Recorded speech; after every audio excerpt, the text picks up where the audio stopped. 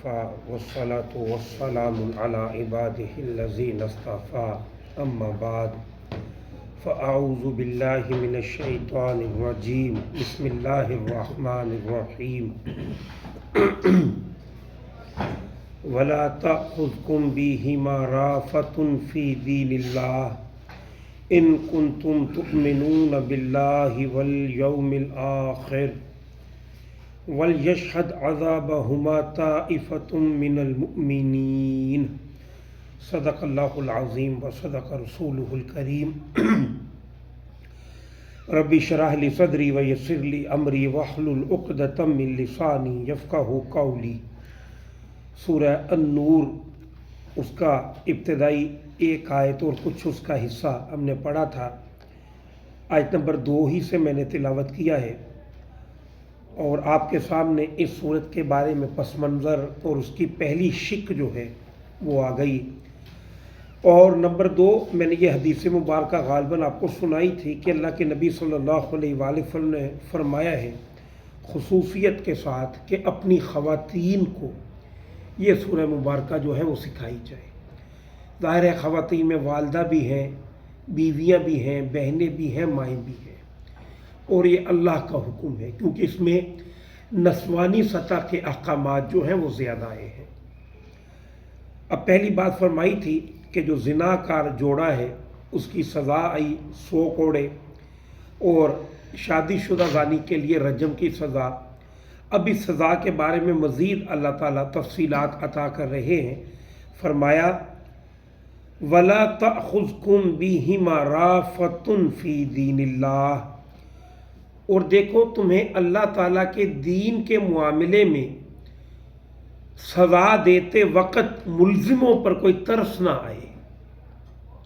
اب 100 کوڑے مارتے ہوئے انسان کا دل جو ہے وہ نرم ہو، یا رجم کی سزا دیتے ہوئے، تو فرمایا نہیں، جس پہ ثابت ہو گیا یہ قانون، وہ ثبوت کے لیے آگے چیزیں آ رہی ہیں، پھر اس کے لیے سزا دینا ہی بہتر ہے۔ معاشرتی سطح پر اگر ان چیزوں کو ڈھیل دے دی جائے تو یہی چیزیں معاشرے کے اندر ناسور کی طرح پھیل جاتی ہیں اور پورے معاشرے کے کلیکٹیو کردار پر گویا کہ اس کو داغدار کرتی ہے۔ لہذا فرمایا کہ انہیں سزا دی جائے اور اس ضمن میں کوئی ترس نہ کھایا جائے۔ نمبر 2، ان کنتم تؤمنون باللہ والیوم الآخر، اور یہ بات اس لیے کہ اگر تم اللہ اور آخرت پر یقین رکھتے ہو، گویا اللہ اور آخرت پر یقین رکھتے ہو تو پھر اس کے قوانین کو تسلیم کرو۔ ویسٹ کے اندر، آج کے دور کے اندر عام بات کہی جا رہی ہے کہ اسلامی سزائیں سخت ہیں اور پھانسی کی سزا کو ختم کیا جائے، سزائے موت کو ختم کیا جائے، اور اس کے لیے ظاہر ہے کہ وہ اپنے تئیں اپنے عقیدے کے مطابق نرم دلی اور ان چیزوں کا تذکرہ کرتے ہیں، جبکہ اللہ سبحانہ و تعالی ہر چیز کا بہتر جاننے والا ہے۔ اس نے فرمایا کہ اگر اللہ اور آخرت کو مانتے ہو تو پھر یہ سزائیں جاری و ساری رہنی چاہیے۔ آگے فرمایا وَلْيَشْهَدْ عَذَابَهُمَا طَائِفَةٌ مِّنَ الْمُؤْمِنِينَ۔ اب اس سے اگلی بات، اور چاہیے کہ دیکھے ان دونوں کو سزا دینا ایک گروہ مومنوں میں سے، یعنی کھلے عام سزا دی جائے، 100 کوڑے مارے جائیں یا رجم کیا جائے تو کھلے عام کیا جائے۔ ایک تو یہ کہ جسے سزا دی جا رہی ہے اسے ندامت اور شرمندگی اور اپنی بے عزتی محسوس ہو، اور دوسرا کہ معاشرے کے جو باقی لوگ ہیں ان کو بہرحال اس سے ایک عبرت حاصل ہو جائے، سزا دی جائے اور سرعام دی جائے۔ آگے کی اخلاقی تعلیم آ رہی ہے الزانی لا ینکح الا زانیۃ او مشرکہ، زانی مرد نکاح نہیں کرتا مگر زانیہ یا مشرکہ عورت سے ہی۔ یہ اسلامی تعلیمات، یہ اخلاقی تعلیمات ہے کہ عام طور پر قاعدہ یہی ہے کہ جو میجورٹی ہوتی ہے، جس طرح کا انسان کا اپنا مزاج ہوتا ہے ویسے ہی اس کے دوست ہوتے ہیں، ویسے ہی اس کی صحبت ہوتی ہے۔ تو جن لوگوں کا معاملہ یہ ہے کہ خود بدکار ہوں، ان کی اٹھک بیٹھک بھی انہیں لوگوں کے ساتھ ہوگی، لہذا ان کے تعلقات آپس میں استوار ہوں گے۔ لہذا یہ فرمایا اللہ تعالیٰ نے کہ یہ ایک دوسرے ہی کے ہم سفر رہیں گے دنیا کے اندر بھی۔ دوسری بات کہ جس شخص کے کردار کے اندر اس قدر بے باکی ہو کہ وہ تھوڑا سا موقع ملنے ہی پر آخری حد تک پہنچ جائے، گویا وہ کردار کا ڈھیلا آدمی ہوتا ہے، اور جو کردار کا ڈھیلا آدمی ہے یا کمزور آدمی ہے، ایک صالح شخص کو اس کے ساتھ ٹائم نہیں گزر سکتا۔ وہ پہلی ایسی حرکات ہوں گی کہ جس سے وہ لہدہ لہدہ ہو جائیں گے۔ تو یہ بھی اشارہ اس کے اندر موجود ہے۔ وَزَانِيَةُ لَا يَنكِحُهَا إِلَّا زَانٍ أَوْ مُشْرِكٌ، اور زانیہ عورت سے نکاح نہیں کرتا مگر زانی یا مشرک۔ وَحُرِّمَ ذَلِكَ عَلَى الْمُؤْمِنِينَ، اور مومنوں کے لیے یہ زنا کا کام جو ہے، یہ بے حیائی کا جو کام ہے، یہ تو حرام قرار دے دیا گیا، اس کی تو قطعاً کوئی گنجائش نہیں ہے اسلامی سوسائٹی کے اندر، اس کا کوئی تصور نہیں ہے۔ اب دوسری بات حد قذف آ رہا ہے۔ والذین یرمون المحصنات، اور وہ لوگ جو تہمت لگاتے ہیں پاک دامن عورتوں پر۔ یہ تہمت لگی تھی، اس کی سمجھیے کہ تعویل خاص میں اما عائشہ پر، اس کے علاوہ بھی یہ تہمتیں جو ہیں لگنا عام نہ ہو جائیں، اس کے لیے اللہ تعالیٰ نے ایک قانون عطا کیا ہے جو شریعت کے اندر قانون قذف قرار پایا ہے۔ ثم لم یأتوا بأربعۃ شہداء، پھر نہیں لاتے وہ 4 گواہ۔ فجلدوہم 80 جلدہ، تو لگاؤ ان کو 80 کوڑے۔ یعنی اگر کوئی شخص کسی خاتون پر زنا کی تہمت لگائے تو اس کے لیے لازم ہے کہ 4 گواہ لے کر آئے، 4 گواہ پیش کرے، اور اگر اس کے پاس گواہ نہیں ہے، اس نے دیکھ بھی لیا تو خاموشی اختیار کرے۔ اور نمبر 2، اگر گواہ نہیں ہے، وہ ایسے ہی کسی کی کریکٹر ایسیسینیشن کر رہا ہے، خام خواہ الزام لگا رہا ہے، تو فرمایا کہ اس کو 80 کوڑے لگائے جائیں اس وجہ پر جو اس نے تہمت لگائی ہے۔ اس کے علاوہ تہمت لگانے کا اختیار اس کے پاس موجود نہیں ہے۔ وَلَا تَقْبَلُوا لَهُمْ شَهَادَةً أَبَدًا، اب دوسری بات، اور ایسے شخص کی ہمیشہ کے لیے کوئی گواہی قبول نہ کی جائے۔ ایک تو یہ جس نے جھوٹی تہمت لگائی اس سے تو 80 کوڑے، اور اس کے بعد کیا ہے کہ کبھی بھی اس کی گواہی قبول نہ ہو۔ اس کا مطلب کیا ہوگا کہ جب بھی وہ گواہی پیش کرنے کے لیے کہا جائے گا یہ جھوٹا شخص ہے، پیچھے کرو، گویا معاشرے کے اندر اس کی قدر کو کم کیا جائے، اس کی اہمیت کو گھٹایا جائے، اسے پتہ چل جائے باقی لوگوں کو کہ اگر اس نے اتنا بڑا جرم کیا کہ کسی معصوم خاتون پر الزام لگا دیا تو یہ گھٹیا شخص ہے، لہٰذا اس کی گویا کہ حیثیت معاشرے کے اندر وہ نہیں رہی۔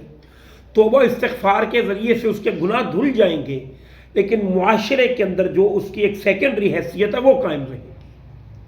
بات واضح ہے، تاکہ دوبارہ کوئی شخص کسی پر الزام لگانے کی جرت نہ کر سکے۔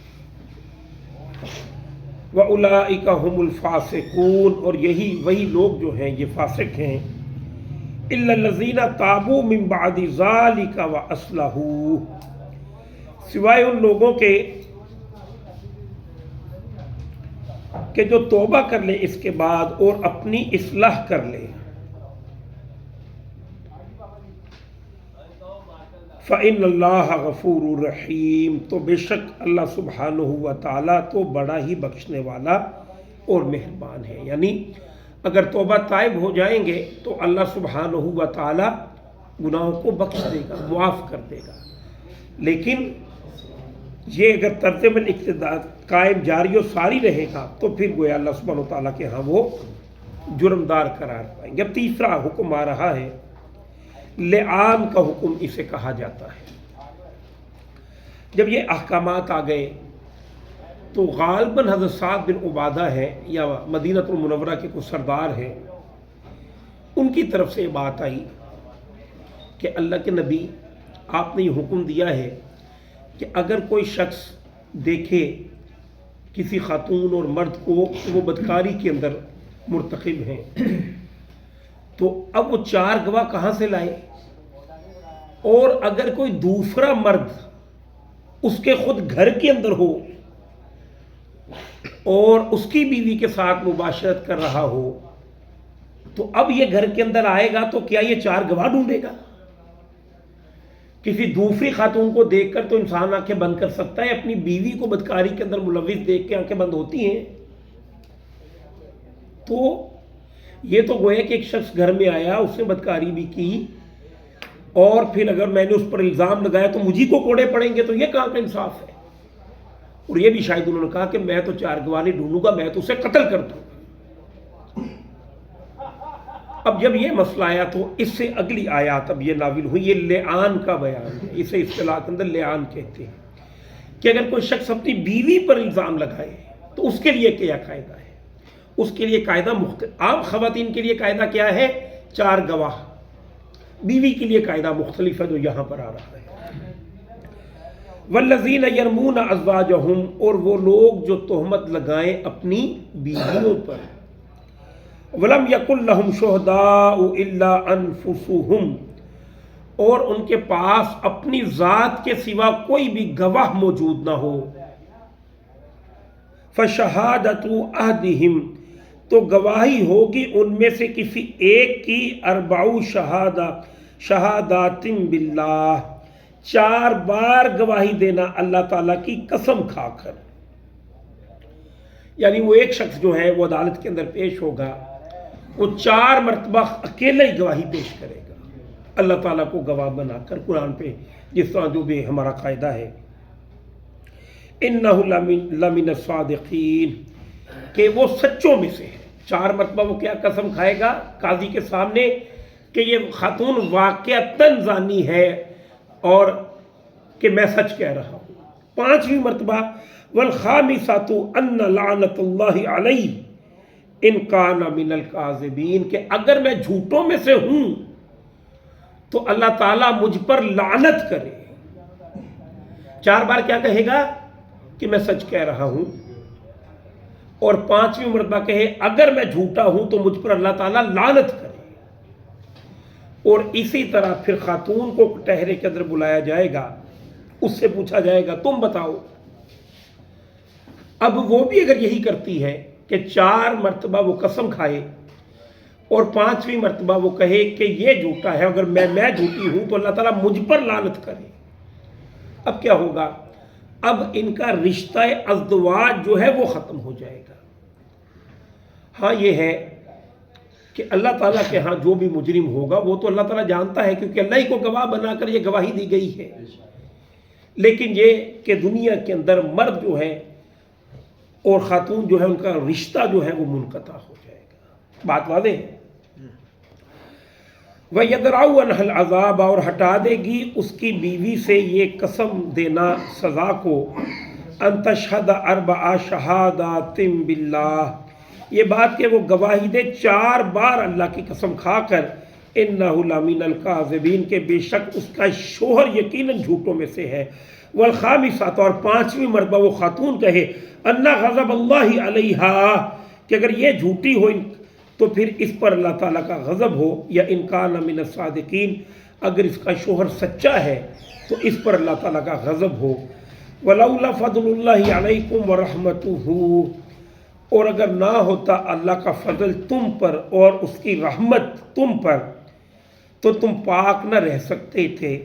وَأَنَّ اللَّهَ تَوَّابٌ حَكِيمٌ، اور بے شک اللہ تعالیٰ بہت ہی نور کرم کرنے والا اور نہایت ہی حکمت والا ہے۔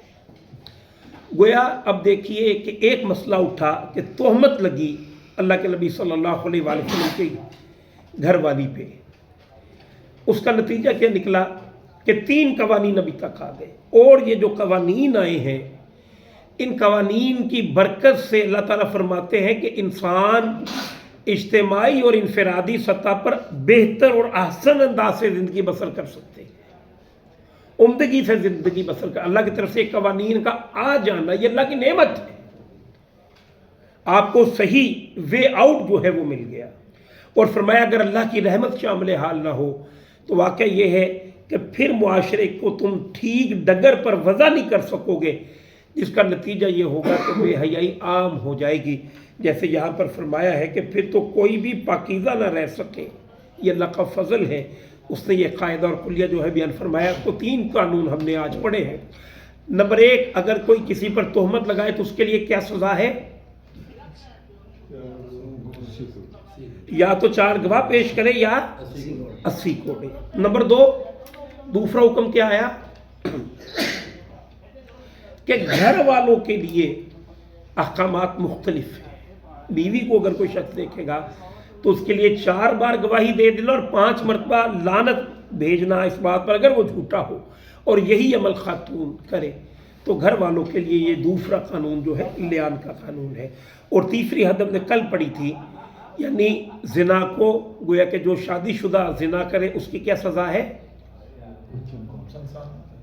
رجم، اور جو کوارا کرے 100 کوڑے اس کی سزا۔ 3 چیزیں ہم نے پڑھ لی۔ ہاں ایک بات ہے کہ اگرچہ کہ اب یہ قاعدہ کلیہ موجود نہیں ہے، لیکن اللہ کے ہاں یہ کام ناپسندیدہ ہے، لہٰذا اپنی تنہائیوں کو پاک صاف بنانا چاہیے۔ انسان کا جسم، انسان کا وجود اپنی بیوی ہی کے لیے اور بیوی کا وجود مرد ہی کے لیے ہونا چاہیے، اور اسی طرح آنکھیں ہیں، زبان ہے، دلی قلبی رجحان ہے، یہ صرف وہیں تک رہنا چاہیے کہ جس کے ساتھ آپ کا رشتہ نکاح جو ہے وہ بندہ ہے۔ اللہ تعالیٰ عمل کرنے کی توفیق دے۔ پہلا رکوع 10 آیات پر مشتمل مکمل ہوا، اسی سے انشاءاللہ لذیذ آگے پڑھیں گے۔ واقع